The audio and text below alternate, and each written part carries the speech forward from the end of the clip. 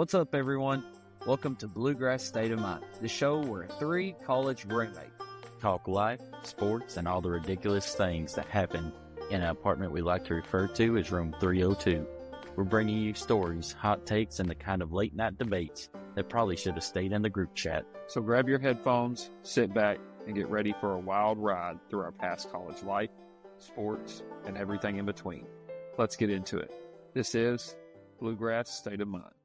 What's up, guys? Welcome back to another episode of Bluegrass State of Mind. We hope everybody enjoyed their week off. If you always tune in here at Bluegrass State of Mind, we gave you all a week off for 4th of July. We had some plans and obligations ourselves, but we're glad to be back, and we're really excited to start tonight off with a little bit of Kentucky stuff. So, Kentucky football and baseball lands a big-time recruit, 2026 four-star dual sport athlete, Matt Ponatoski. I don't know if I pronounced that right. It's close enough. Yeah, it's close enough. Now, keep in mind, this is not this year, it's next year, but still, really good get. Four-star quarterback, 6'2", 190 pounds. He actually attends Cincinnati Archbald, which is, from my understanding, somebody told me, is where King Griffey Jr. went to high school. I don't know if that's true. That's what I had heard. And I don't know if y'all read anything on this, but this was a pretty good get. I mean, he chose us over Alabama, Arkansas, and Oregon in football. When we're just talking about football, not baseball.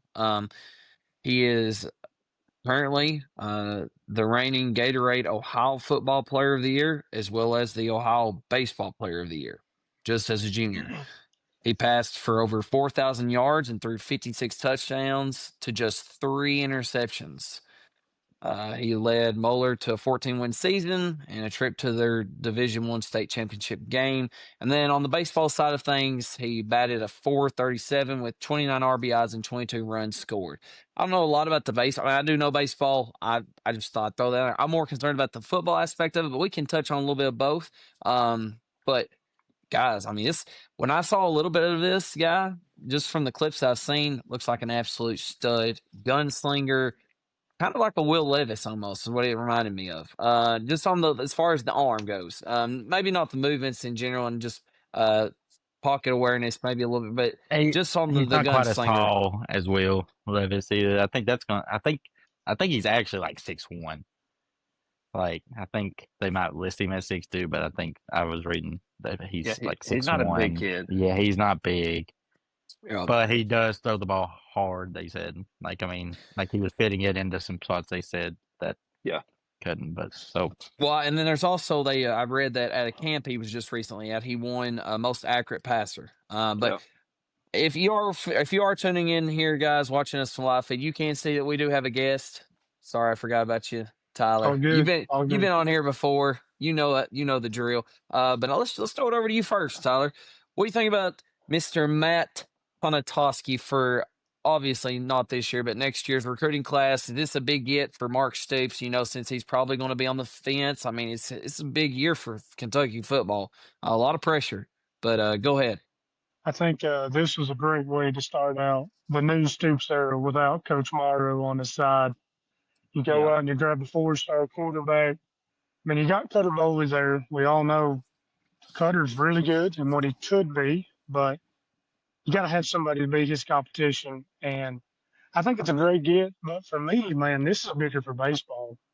This kid's an absolute stud on the diamond. Like, he's just awesome all the way around the field. Great fielder, even better hitter. I think it's just a win-win situation for him. And he's going to be a dual-threat athlete, so it's great for the University of Kentucky in general. I've not read too much into it, but you all may have. Is that why he selected Kentucky? Because Kentucky baseball kind of was that's kind of what geared him. Because when you think of football alone, I mean, for him to choose us over Alabama and Arkansas, Arkansas's had a decent football program, but Alabama, but baseball really? Too. Something had to give here. So what was NIL? Was it because he's closer? You talk about Morrow too. Coach Morrow was a big, heavy Ohio guy. So for Mark Stoops to go into the state of Ohio and get that guy where Morrow is known for recruiting, that's his area. Yeah, I mean, hats off to him on that. But go ahead.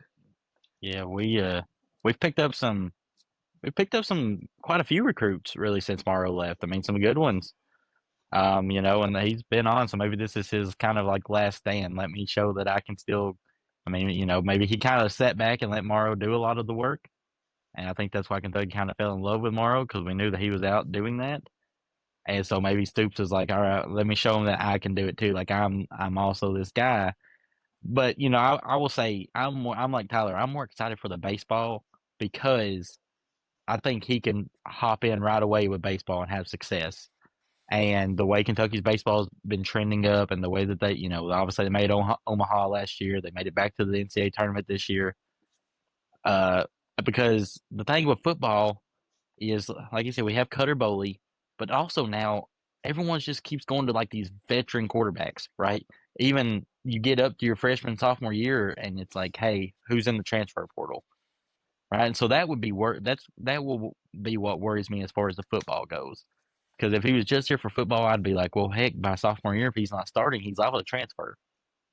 I mean, and so that would be the word. But I really think that baseball, he can about immediately come in and make an impact on baseball. And if he's doing that, then maybe that's good enough reason for him to stay, and at least he may be wanting, he can focus on baseball while he's still being the backup for a year or two, and then maybe hopefully see where he's at, by his junior year. But hey, overall, I mean, it's a great start for Stoops. It's definitely the type of stuff that keeps him, from people being relevant. that keeps him being on his tail for a little bit. So, Mason, you got any comments on it? Yeah, I mean, I think it's cool. He's going to come here and play both sports. From what I've kind of gathered, it seems like he's better at baseball, and that's probably going to be his future. I know that he's already kind of got some serious MLB potential. They're talking about he top 20, top 15 shortstop. So I guess the only thing that kind of worries me, is that he gets to Kentucky and he plays football that first year. He doesn't get a whole lot of playing time, but then you have these MLB scouts who are like, hey, focus on baseball, do this, do that. And he only, starts playing baseball after the first year if he's not getting a lot of run.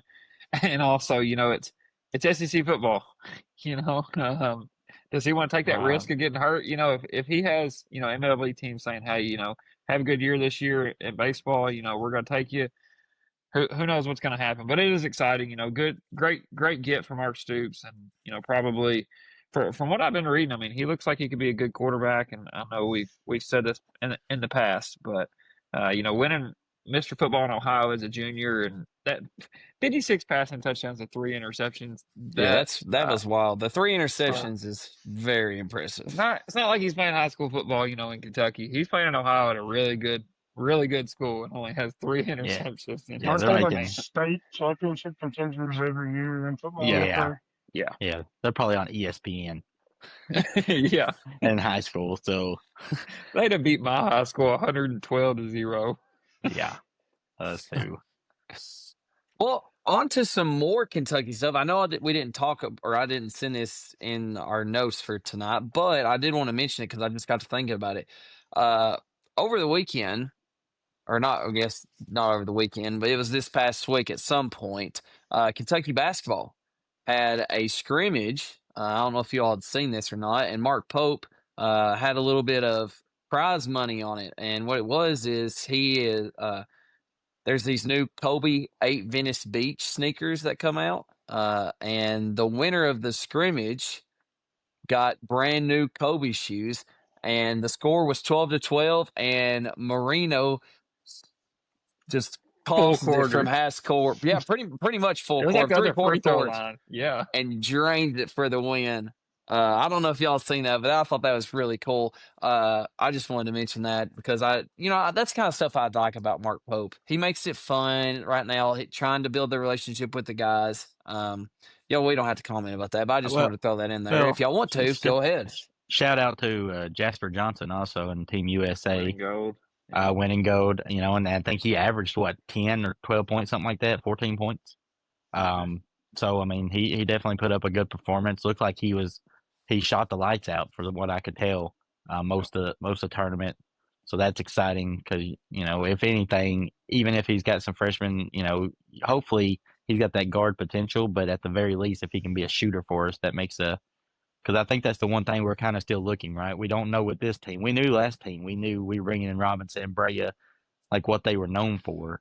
This team, we didn't really bring in a guy that was like, this guy's a sharpshooter. Like, he's known for doing that.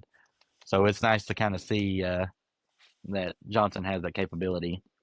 Other than Cam Williams, he is kind of a sniper. Who? Cam Williams. Yeah, but see, he only averaged what, like that's the thing. You don't have enough, like. That's true. I think his percentage is good, but what he actually, he only averaged like 6 points a game, did he, or 9 points a game? He's no Kobe Brea, but if you look at it, I think his percentage is good. It's like he shot over 40, I think. It's almost like 48 or something. Yeah, his percentage is good. But yeah, no. Did y'all see?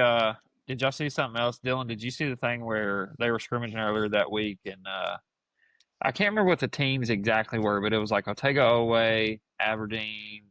I think they had I seen a Garrison, picture of it. and they were up 2-0, and then Jalen Lowe, Colin Chandler, Braden Hawthorne, some of those guys came back and beat them and won 4-2 in the little series they had going on. I was like, that's kind of promising, our bench players. Speaking of Braden Hawthorne, just the comments I don't know if y'all seen those comments he made. Like, he's like, I'm here for the long run. Like, I mean, it's good to see that. I mean, but you can say that now, though. Yeah, I understand that. But I was gonna say, at least they're bought in right now. And what's his name? That and Shaden Sharp was here next year too. Yeah. Oh yeah.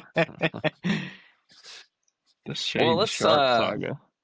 Let's get into the NBA free agency because we got a lot of NBA talk. We're going to talk about a little bit of free agency, and then we're going to talk about somewhat of the draft picks, kind of what looking forward to next season, and then some teams. Got a lot to go over tonight. Going to be a fun episode. But let's start with some free agency. Let's start with the Lakers. Lakers land the big man that they've been in search for in Deandre Ayton. Take that as you will. I don't know if that's necessarily the guy they were looking to get, but they were on search for a big man. Ethel, what's your initial? Well, first, before I get your thoughts on it and anything, just for clarification for people listening out there, DeAndre Ayton, he was at the Trailblazers, and he signed a 2-year, $16.6 million deal with the Lakers. So that's kind of how that was. He was bought out by the Trailblazers. So his contract, he was just bought out. So go ahead, Ethel. Is this the guy for the Lakers? Is he going to make an impact for the Lakers? They were in search because of Jackson Hayes. Like, is this going to change the dynamic of their roster at all? What do you think?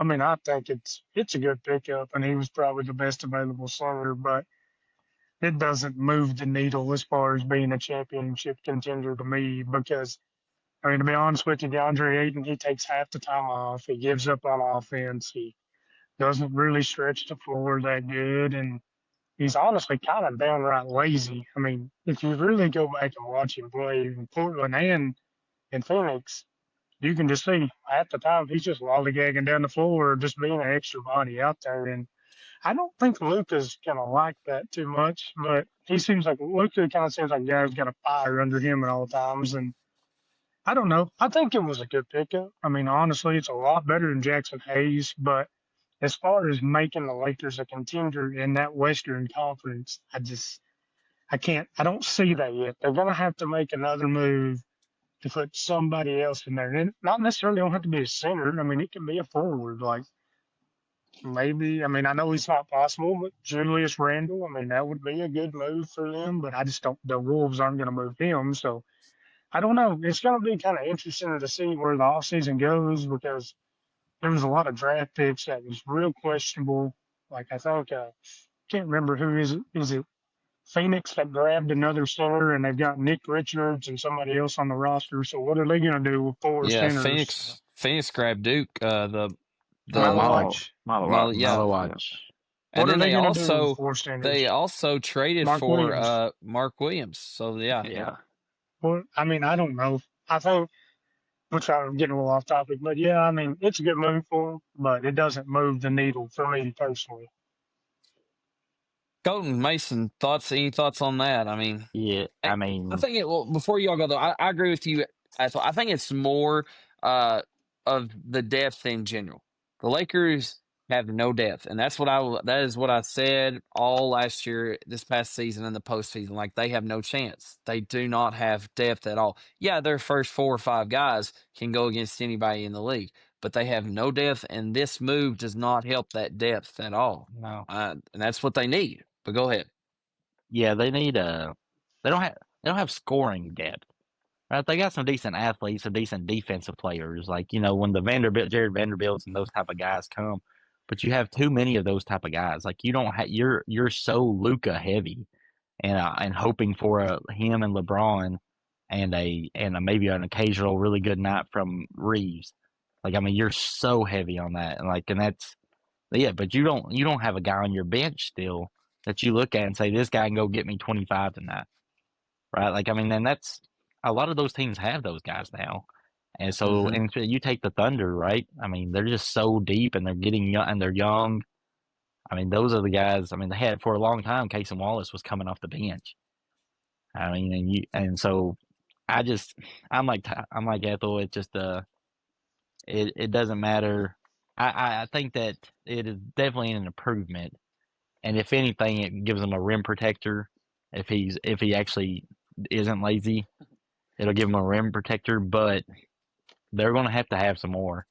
I mean, Yep. they've got to go get some more scoring somewhere, bench scoring. It don't have to be guys that they're not probably going to be a lot of guys out there to go drop 30. But if you can get 3 or 4 guys out there that you think consistently can average 13 to 16 points, I mean that it's going to go a long way. Mason, if it's cool with you, I'm gonna move you on to the next one. Let you talk on that since we've already Yep. talked a little bit. All right, so Myles Turner.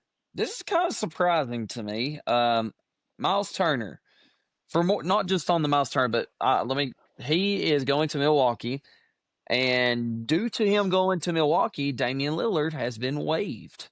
Myles Turner signs a 4-year, $107 million deal with a player option in year 4, which is, like I said, in the result of Damian Lillard being waived. But here's the knocker twist to that is that Damian Lillard is still going to be paid $113 million over the next 5 years. And they had to do that to create cap space for Turner. That means Myles Turner is getting paid $26 million a year. Mason, is this the correct move for the Milwaukee Bucks? No shot. I mean, I don't get this move at all. I mean, Terrible. they're acting like Myles Turner is gonna help them win a ring, and I kind of feel the same way like I do about. I think I would have rather. I'll say this. I would have rather the Lakers picked up Myles Turner over DeAndre Ayton, but I still don't think it moves the needle for them. And I know Dame hadn't really been the same since he went to Milwaukee, and he's dealt with some injuries and things. But I mean, I think Dame gives them a much better chance of competing in the East and being able to get to the NBA Finals than Myles Turner Well, does. here's something though some people are forgetting, and I know you might want to. Some people can argue and say, "Well, that's just the mid-season. That's just the Bucks won the NBA Cup." Yeah, Like, and here's what I would say to people who say that. I would say to those people that you probably don't watch the NBA to understand that, like, the players actually play really hard in the NBA Cup because it's a huge amount of prize money. They play for the guys on their team who is on just that 2-way contract, or they're fighting for the $1 million prize money or however much money it is. But I mean, when they're healthy, they're good. Like, but Yeah, continue on. I'm right there. Go ahead. I no, won't get on to mine yet. I agree completely. Like it really just doesn't make any sense to me. And I don't know. I mean, you already got Giannis. He can protect the rim. He's shooting it better now. I just feel like those two kind of are going to clog up things. In their offense. I really don't get this move for I the mean Bucks. But they need guards. I mean yeah, their guards The- are they might be tanking. I'll be honest with you. This is Giannis's last year, correct? yeah. On Well, his I don't know if y'all contract. seen that. The reports, a lot of reports have said Giannis is not happy about that, No, and about here's the oh thing. Damian yeah, being waived. This is his last year. I think they think he's gone like he's not re-signing. So they may be sitting there thinking, okay, if we tank, we could get a high draft pick and we could attempt to trade Giannis at the very end for maybe a couple first round picks at least. You're going to get at least 2, if not 3 first round. And heck, they might, if you have a terrible season, turn around, you might have 2 of the top 5 picks next year. I mean, they might just be starting their rebuild mode like this. I think their guards right now are what, Gary Trent Jr. and Kevin Porter Jr. or something. Yep. Yeah. Absolutely. I have an opposing view here. I'm looking at it through Myles Turner's point of view, and what's he doing? Right. I understand Halliburton's hurt, but dude, you got a great core in Indiana, and you threw that away for a disgruntled Giannis and a Bucks team that doesn't have Damian Lillard. Right. And I don't get it through his point of view, and I definitely don't get it through the Bucks point of view. I don't know what they're doing.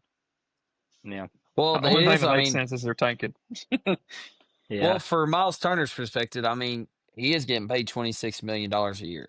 Like that's the biggest thing for me. I can't get over. Like the NBA money is just stupid. Like I can't get over how Myles Turner's getting paid $26 million a year.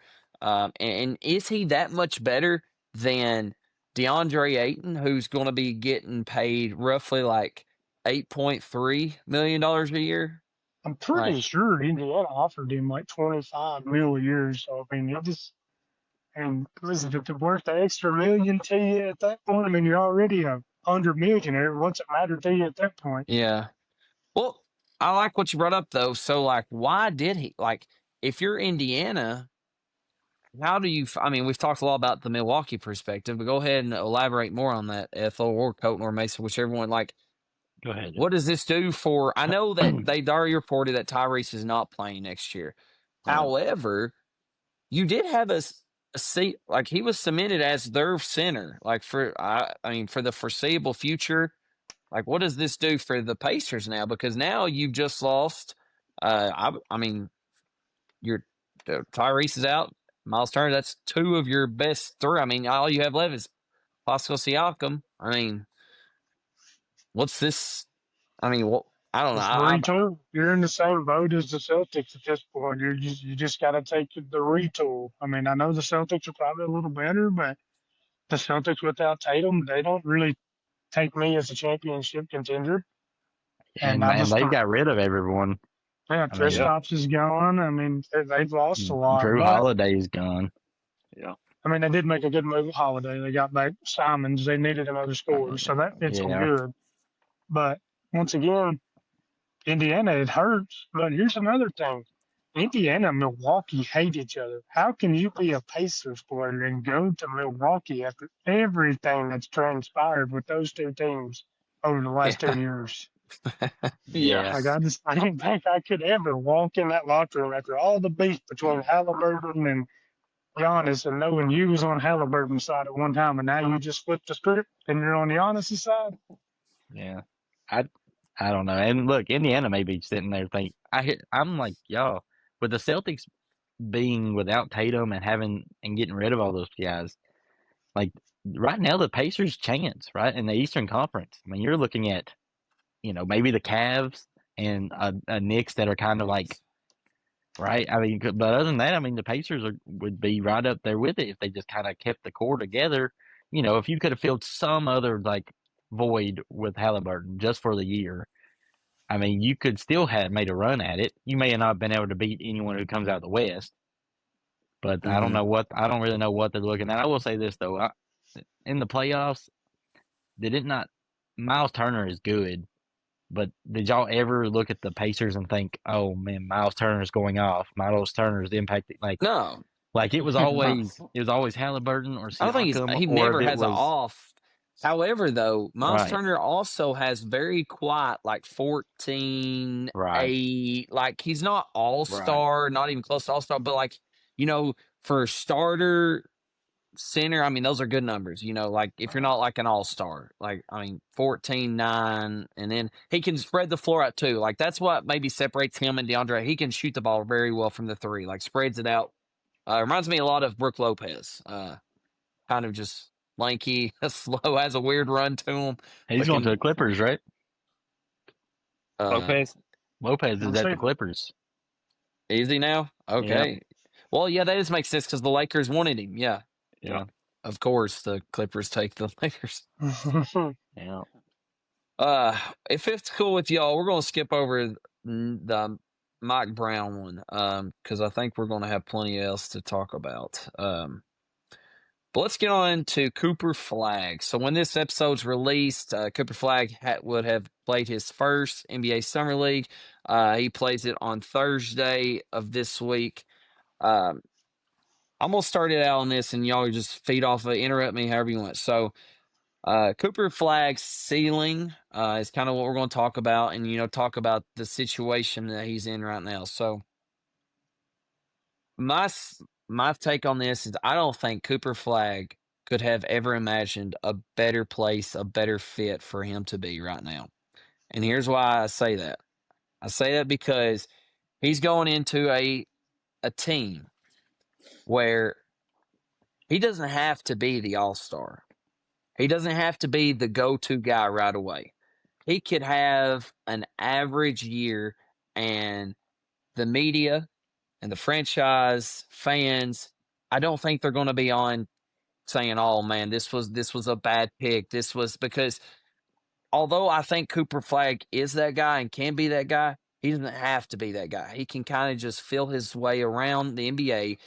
When he has a bad night, it's okay. It's no big deal. And he, because he has Kyrie and AD who are going to be those guys who the media, the franchise, and the fans are turning to whenever they're on a slump or something's going wrong. Unless they're hurt and out of the picture, they're going to say, come on, this is Anthony Davis. This is Kyrie Irving. This is D'Angelo Russell. This is Klay Thompson. Yeah, and, Cooper Flagg, yeah, he is the number one recruit, one of the best ever come out of the recruiting class in years, but he don't have to be that guy right now. But as far as his ceiling goes, I think, again, his ceiling is really high with this team because this is what this team needs. They need a scrap player.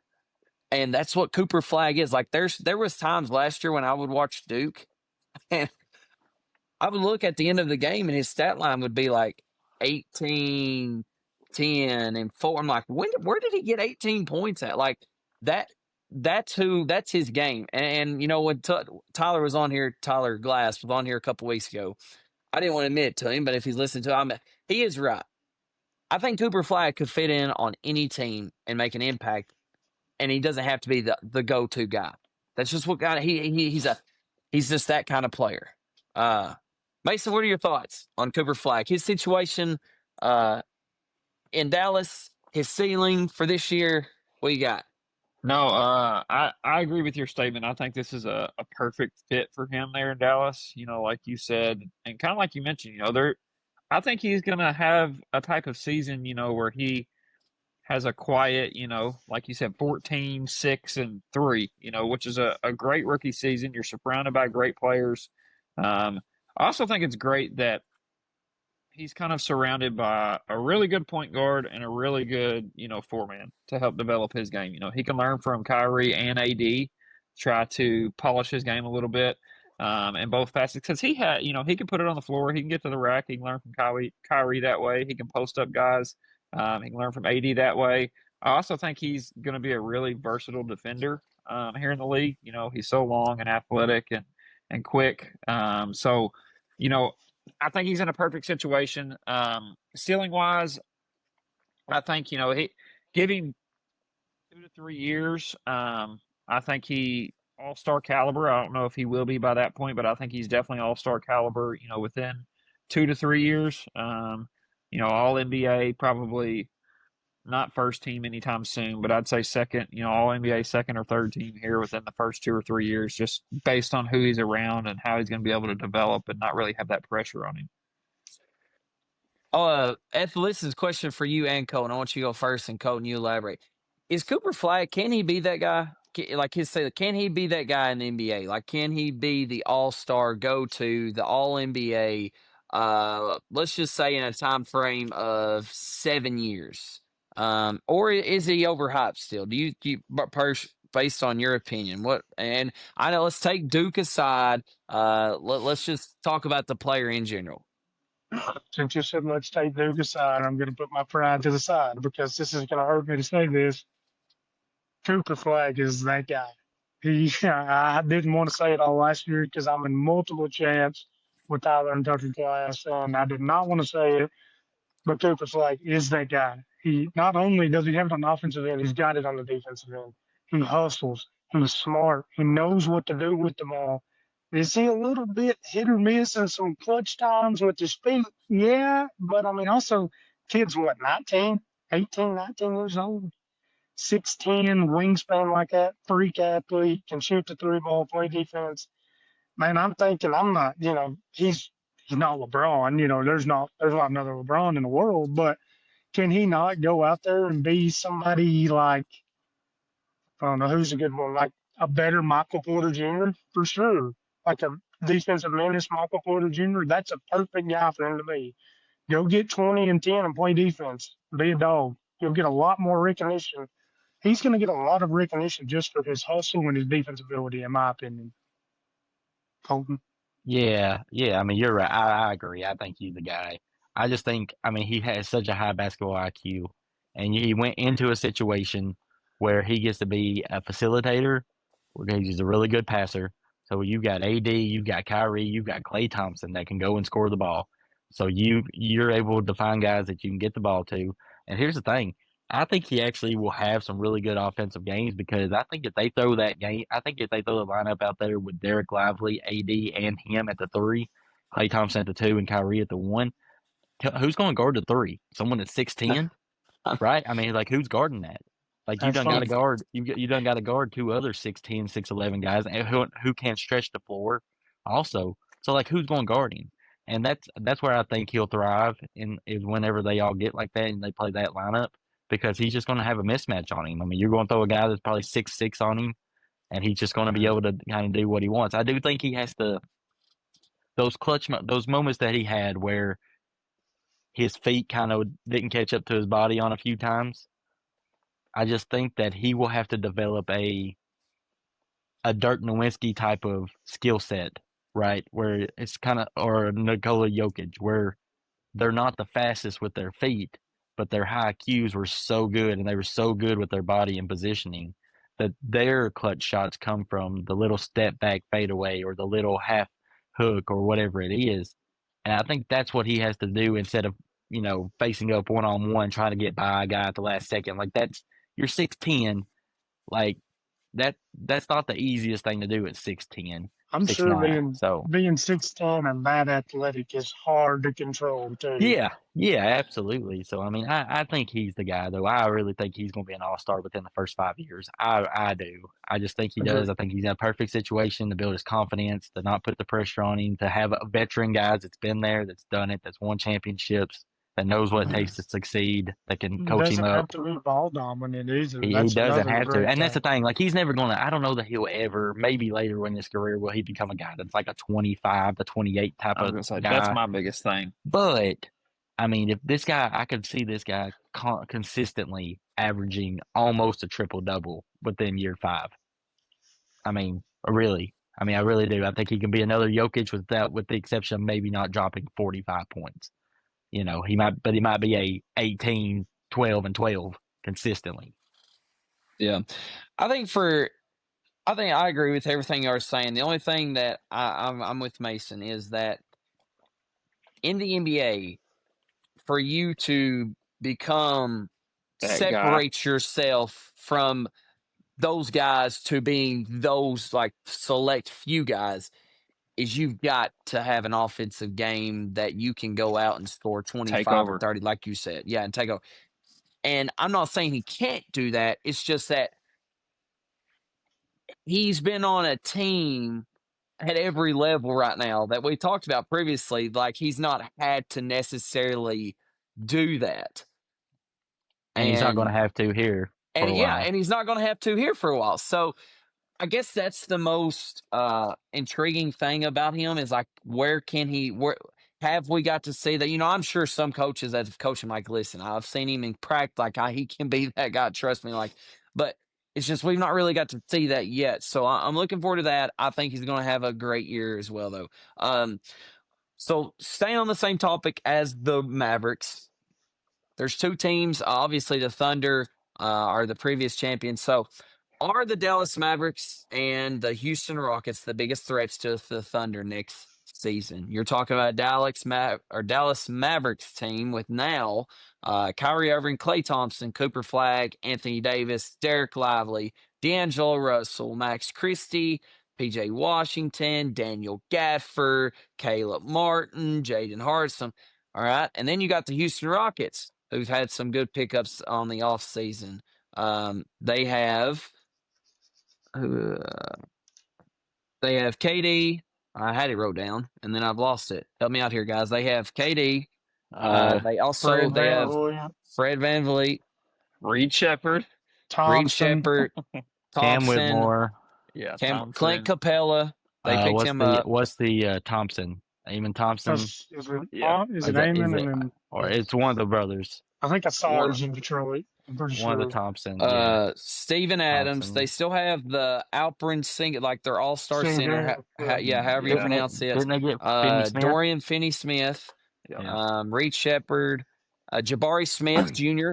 He signed a contract again. Aaron Holiday, Jeff Green, Nate Williams. Are these the two teams that have the best shot heading into next year against the Thunder, Mason? Just in the West? Yeah, let's just stick to the West. Okay. Yeah, I think the Mavs more so than the Rockets, in my opinion. I know the Rockets, they got KD and KD's KD. But I just think we've talked about it, just a minute ago. The Mavs are just so balanced. They got somebody at almost every position that can go get you a bucket whenever you need it.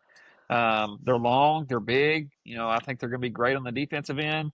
I think the Mavs have all the pieces that can challenge the Thunder. I do think that they can beat the Thunder, but the Thunder just play so well together and play such good basketball. It's going to be hard to beat the Thunder. But in my opinion, I think the Mavs have a better shot than the Rockets do. I know Kyrie's hurt, right? Huh? I know Kyrie's hurt, right? Yeah.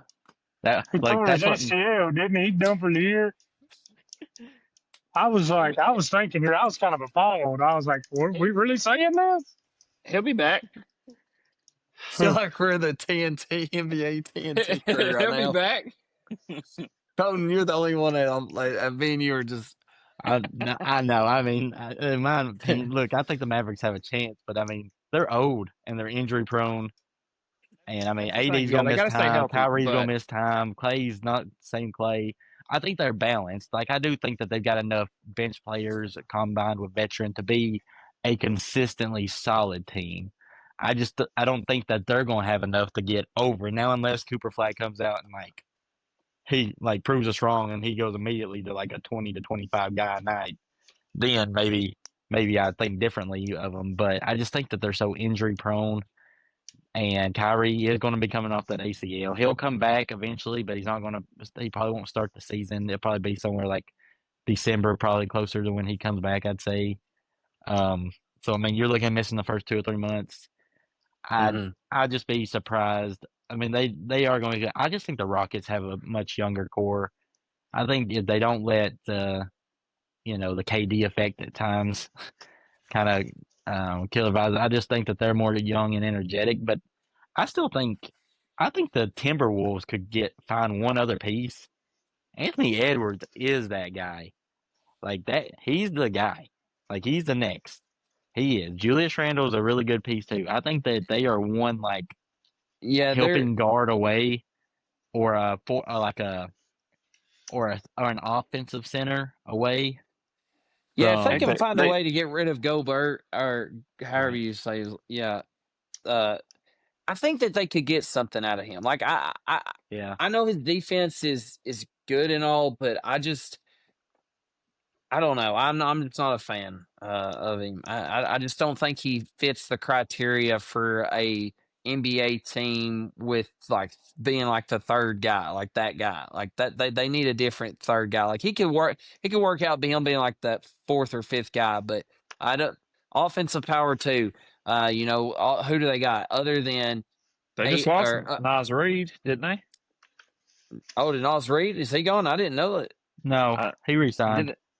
Did they? I thought he got traded somewhere. Did he not? I think he ended up resigning. Okay. Oh, okay. But still, Nas Reed was a hit or miss, though. Like, I mean, even though he was a six-man year 2 years ago, or not this year, but last year, he's like some nights he'd go off, other nights he wouldn't. Like in that Lakers series, he went off for like 25 one night, and then the other times it would be just random. Like they got to have a more. And then DiVincenzo, he's a bench. I mean, what's he? They just ain't got another guy. But any more comments about the NBA before we head on to? Go ahead, mate. Go ahead, Ethel. I think we left out probably the most improved team over the offseason, which is the Denver Nuggets. The Nuggets. I was getting ready to say that because they went. Valanciunas, if he stays in the NBA, is the best backup center in basketball. They added Cam Thomas for Michael Porter Jr. He's got an upgrade in offense, and they brought back their championship glue in Bruce Brown. Yeah, they did. And then here's another team I got. As my number 2 team on the list, it's the Spurs. I was going to bring them up. I was going to bring the Spurs up. Then you got Chris. And then they got a lot of guards: Castle, Fox. I think they're over heavy on the guards. Marcel, Harrison Barnes, Keldon Johnson. What's his name? They drafted from Rutgers. The guard. I'm blanking. Dylan Harper. Chris Paul, is he still there? No. This is going to be his last year, right? This is last year. I don't know if are they going to roll out 3 point guards and the smallest shooting guard in the league at some time? But I mean, it might work if you got a 7'7" dude down low. I don't know. Yeah, I was going to bring the Spurs up too. The Nuggets is a good, main thing about that is Nikola Jokic is a free agent next season. And I have already imagined that LeBron's last year, he is going to get to play with Luka and Nikola Jokic and go out as champion. Because, I mean, Luka, could you imagine that? Luka how can they afford Jokic? That? How many basketballs are they playing with, is my opinion here. Who's going to pass it and who's going to score? That's the most confusing part. But man, but no, in all seriousness though, I could see something that happens where Luka and Nikola try to match up because they're really good friends. I think Jokic should try to go to the smallest NBA market possible. I don't think that man wants to be seen anywhere. He'd want to go watch horses. That's he all might he end cares up in about. Milwaukee. Freaking Detroit Pistons. Let's just have Lexington get an NBA team. He'll come to Lexington. Yeah, he will. Yeah. All right, well, let's shift gears to the National Football League. The preseason begins this month. The first preseason game is July 31st. Here is what we are going to do. I want each of us to select, if you wrote down multiple teams, I want you to select one NFL team that you're going to say you need to look out for next season, taking away the Eagles, Tyler, and Chiefs. And if somebody takes yours, you can kind of just say, I'm in agreement, and you can choose a different one or elaborate on a different team, however you want. I kind of want to go first, though, so nobody can take my team. I feel like that happens all the time. Go ahead. All right, take my team. Yeah, I might take y'all's team. So the team that I'm really looking forward to next season, I think they've made a couple of off-season moves that has helped their offense dynamic, is the Washington Commanders. I think Titans. Mason, is that yours, Mason? Yes. Yeah. Okay, well, we can go back and forth. All right, so Mason, since I said the team, go ahead. Why did you select the Commanders? We'll give one each, and we'll just keep going. I mean, my main reason that I selected the Commanders is because of Jaden Daniels. I mean, I think he had a breakout season last year. I think he's shown that he can do it all. He can sit back in the pocket. He can pass. He can create with his legs. If he gets in trouble. I thought they improved as well defensively last year, and I think they can continue to improve there. They're kind of a hard-nosed team, that likes to get after it. I was actually going to say I think that they will actually win the NFC East. I'm going to take them over the Eagles to win the NFC Hey, East. Yep. Tyler, that Yeah. we'll the let Eagles Tony. can't win. They can't. You don't have back-to-back Ah. years. They can't. The Eagles can't win it. The NFC East can't have a back-to-back winner. Like they haven't had in like 20 years. Well, Won't I'm in happen total this year. agreement. I'm in total agreement with you, Mason. Another reason why I picked the Commanders, talking about their off-season pickups, with Cliff Kingsbury being an offensive coordinator, his offense, his offense is what? Tyler's face down here, being a rival, being a true Eagles fan, like Like, just listen, absolute. Cliff Kingsbury's terrible. no, Let's but get out of the way. his offense, I'm saying though, his offense is very up tempo. Get the ball out quick, get them to your playmakers, spread the field, and that's exactly what they went and got. They went and got a Deebo Samuel, who does that. He does that in various ways. Even at the 49ers, they would mix it up a lot with him. So I think that he fits perfect into that offense and scheme that he likes to run. And with him, Jaden Daniels, I mean, just as long as they have Jaden Daniels, I think they're going to be a solid team. But with that pickup, I think that that takes them to the next level. So I'm really looking out for the Commanders heading into this season, not next season, this season.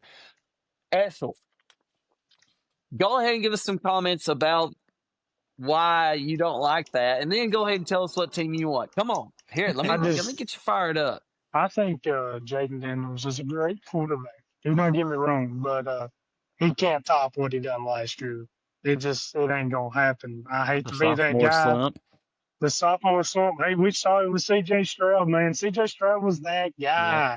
He led that bad Texans team to the game the game after the wild card. Everybody's like, "Oh, he's a bad man." He come back last year and he was not a bad man. Jaden Daniels though is better than Jalen Hurts. I mean, that's a fair point, but his team ain't better.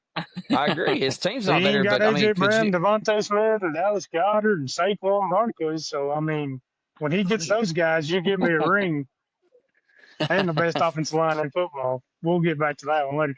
No, but I'm going to give you a team that it's kind of really not a sleeper team, but it's the Vikings. They was a good team last year, but J.J. McCarthy.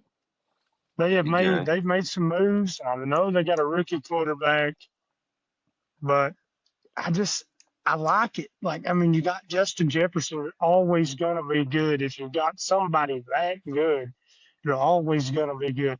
And honestly, they went out there and they acquired a decent backup running back in Jordan Mason. I think Jordan Mason's a very good player.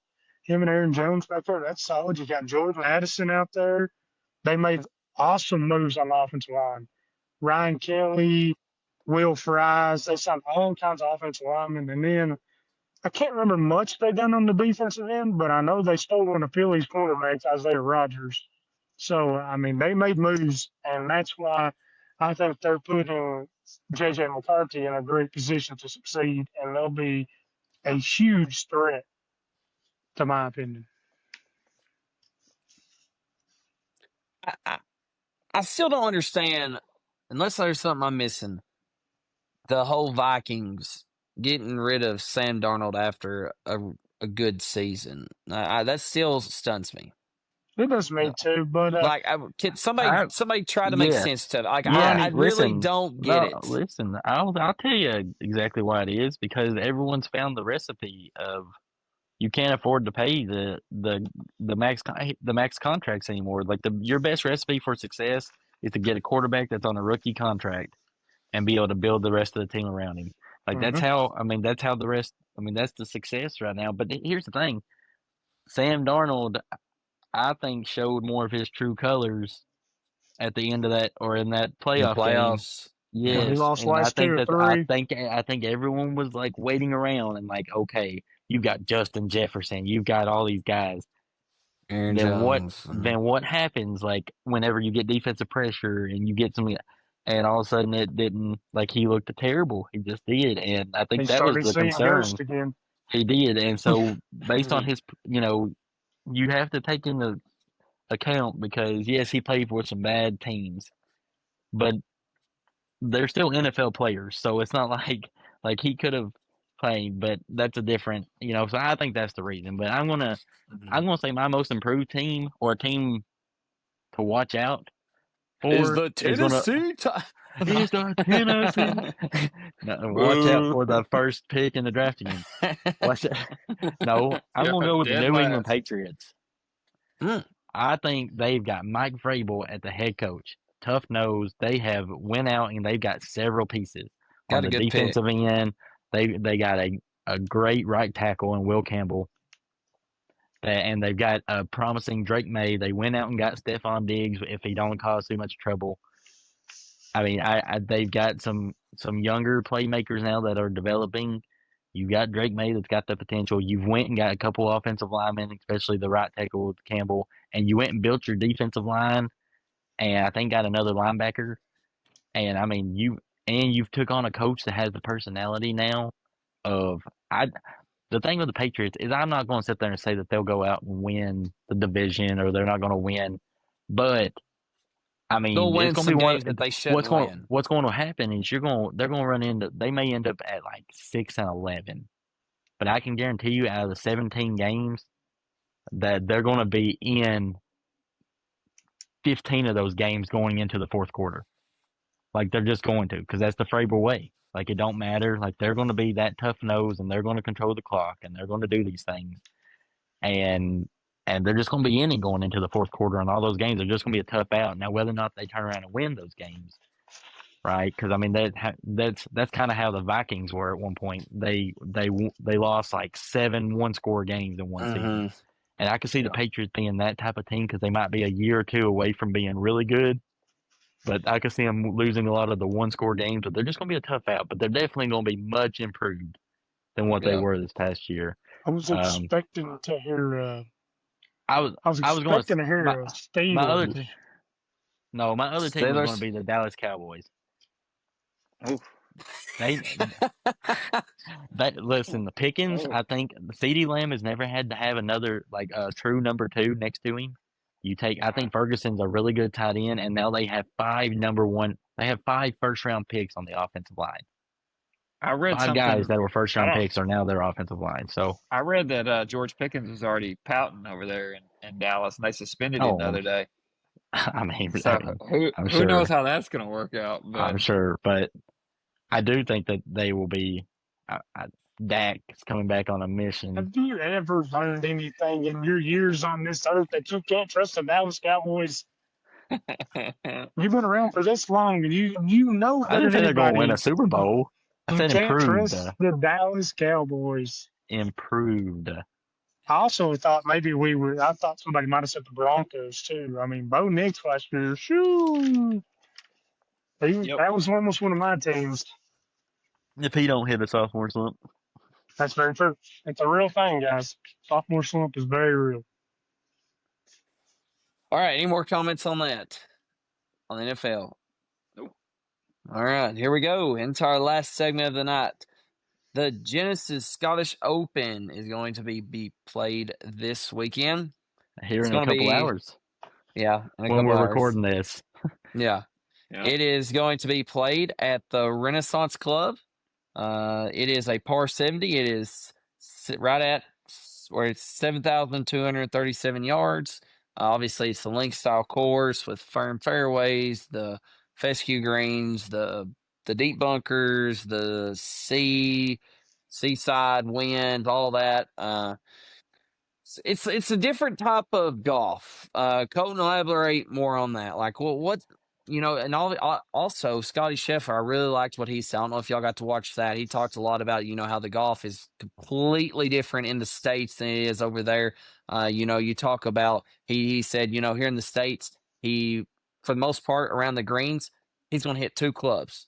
He's going to hit his 54, and then he said, I think maybe 58 or something. He said, over there, he said, I might hit 5 or 6 different clubs. He said, it's completely different. So go ahead. Yeah, I mean, it's just the link style is so crazy because, I mean, the thing with link style is you don't have the trees to deal with. Most of the grass is like you don't have a big difference in Like you have the tall fescue, and other than that, it's all the same. Like everything around is just the same. The firmness, the same color. It's all that. So I mean, you can land a ball like you play it, and with the wind blowing, like you try to play balls that land 20 yards short and run up onto the green, right? But when you're back in the States, you might have rough that's 5 inches thick in front of the green, and you can't do that, right? So I mean, it's just totally different style. It's all about controlling ball flight over there. I mean, that's what it is. You have to hit a million different ball flights, and you just have to rely on so many different aspects. I think the league style. I think you have to calculate so many things in your mind before you hit a shot.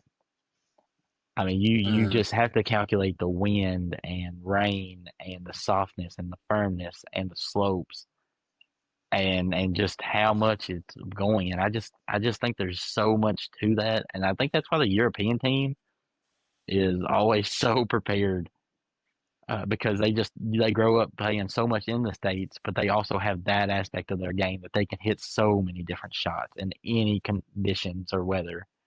And so there is no like bad day for them, right? There's no tough winds. There's no tough, but it's a different type of style of golf, and it's fun to watch it a couple times a year for sure. Mason, do you think that playing link style golf takes more skill, or is it just something that you have to be a part of, grow up accustomed to? I'm gonna say I think that having that experience, growing up playing that style, because here's kind of my take on it. Like Colton said, here in the States, you have a green that's, in front of it, there may be rough that's 5 inches thick. And if you miss that, you're kind of screwed, it's tough to get up and down. But somewhere like here, I can hit a ball, I may not catch it fully clean and it lands short, but it could still roll up on the green. There's different aspects to both of them, but I think for me personally, like, if I go out and play like a link style course, I think that plays better for me. Because I'm not as accurate all the time. I can miss a little bit more on a link style, in my opinion. So, Ethel, you agree, disagree, got anything on that? I mean, swing style, I've never got to play on it before, but I would assume if you grow up around it, you kind of get accustomed to it. But then at the same time, it probably does take a lot more skill to play on a place like that. I mean, where you've got to know how to do it. Like just like Mason said, you land it short of hidden hills up here on 12. We all know it's going to jump about 30 yards. You land it short there, you really don't know what you're going to get into. Like, it's just kind of hit or miss, Mhm. Well, obviously, we know what we do here, Ethel, but what we usually do is we get two picks for the Junior Scottish Open, then one like really big sleeper. So if you don't have that prepared, you can go ahead and start thinking of some guys, but I think you've got some probably. Mason, who you got this week? Give all me right. your two picks, then your big sleeper pick. All right. So my two picks, I'm gonna go with my boy JT here. JT, obviously he's playing well this year. He has a win, 6 top tens, and last year he shot a 62 here opening round. So I think he's got his game trending in the right direction. He obviously liked this course last year. So let's hope JT comes out and pulls another one. And then y'all are gonna call me crazy for this. Tommy Fleetwood. I think Tommy Fleetwood, I'm calling it right now, pick of the century. He's getting his first win this week. Last 3 years here, he's had a finished 4th and 6th. So I'm gonna say Tommy Fleetwood gets it done. He ain't gonna choke this time. And Yes. then my sleeper, I'm gonna go with Justin Rose. I think he was a runner-up last year at the Open. So Justin Rose, I feel like he always plays well in these type of conditions and these style courses. So Justin Rose is kind of my sleeper. Ethel, you got them ready? I guess. I'm going to take my first pick. I got to go with my boy Victor Hovland. That's just my I like guy it. through and through. I about took him. Victor Hovland's my favorite player on the tour. Then I'm going to rock it with Shane Lowry as my number 2 pick. Man, Sorry you took about mine. that. And then Sorry, my I figured sleeper, somebody take him. kind of not, kind of maybe if he keeps his head cool. Give me Tyrell Hatton. Well, Terrell Hatton, he can't play on this one. What are Oh, you What are you oh, talking about? This oh, is the Scottish Open, not the actual yeah. Open. Scottish But Open. Sorry, I'm at the wrong tournament. My bad, fellas. Oh God, I don't even know who to take at this one. Just throw me somebody random. I don't even care. I was prepared for the wrong tournament here. I thought we was looking in the future. well, regardless, I liked the picks. You took Shane Lowry because that's who I was going to take for I this mean, slate. I was Two of taking it those for guys the. are playing. I, You were fine until you mentioned someone that wasn't yeah, playing. I was doing good, but I mean, to be fair, I was for the wrong tournament the entire time. I'm Well, gonna the be fact that you honest. mentioned a real player. Y'all sent the notes, and I was out on the golf course, and I kind of just skimmed through them and jotted a few names down. I was like, all right, I'm ready. There you go. All right, Colton, who you got? Yeah, I mean, I was a big fan of the Fleetwood, but I'm gonna go with a different one since y'all mentioned a couple of mine. I'm gonna go with Ryan Fox. I like Ryan Fox this week. He's played well. He's got 2 wins this year. I mean, he's just a foreign player, but he seems to be fit right now to play this type of tournament. I'm also going to go with, I mean, I think he's going to be a highly picked guy this week. And I'm going to go with Bobby Mack, Robert McIntyre. You know, he seems he's also played some really good golf lately. A very good wind player. And then for my sleeper, I'm going to go with I'm probably going to go with someone like a Siwoo Kim. Like I kind of like his driver ball flight. And I think he's kind of sneakily like been around that top 20, and he's just kind of had some bigger like numbers on like a water hoe or something. You're not going to run into that here. So I wouldn't. I think Siwoo's played some good golf. I could see him using the kind of his lower piercing like driver ball flight to really control through on this course. So that's my three kind of random ones out there. But y'all took some guys, and maybe I'll come out victorious here. Ricky must not be playing this week. Ricky's not playing. He took off.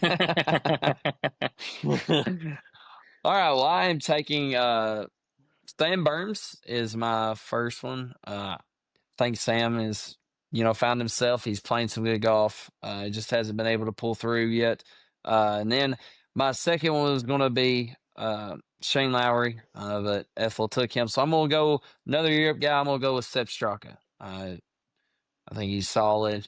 Just really his iron play, other than, I think like Scotty and Morikawa, I think Sepp's up there with his iron play. And then my sleeper. I'm really excited for my sleeper pick because I'm going to tell you, I think that if he wins, it is going to create chaos for the United States Ryder Cup picks. I'm going Brian Harman for my sleeper pick. You hate Brian Harman. I do. You can't I stand also Brian hate Harman. Brian Harman. I'm with you, Dylan. I cannot stand Brian Harman. However, I think Yes, man. this kind of course helps Brian Harman because he's not a long guy, but with it being links course, links style, he's accurate. He can. He's a former Open champion. Yeah, and I think that he plays well over here at these tournaments. So before we close, I do want to ask y'all, if Brian Harman were to win this, do you all think that it causes a little chaos for the Ryder picks? Let's not get into it too much, but just a thought. Yeah, absolutely. If someone like Brian he's Harman a two-time wins, winner. He's already won once this year. If Brian Harman wins, I think that you're looking at then where I think like a Sam Burns is pretty much a lock. Like right now, I think all of a sudden he becomes an unlock. Like because now you start having to go with the Griffin Spawns, some of these guys that have won multiple times. So what if someone like I surely to goodness I wouldn't think that he would get on it, but let's take a Brian Campbell happens to get another win this year that won at the John Deere. That would be his third win this year. Granted, they came in tournament. There is no way we would take him. But I mean, the man. I mean, he could possibly. What if he wins another event? That's 3 events. A 3-time winner this year. Tough to Does the third John time. Deere even count as an event, though? I mean, really, In all guys. fairness, his first one was like the Mexico I know. I Vallarta, had no idea what that was. and Like, he it's changed his 2 driver events. off the tee, and it hit like a tree and come back in.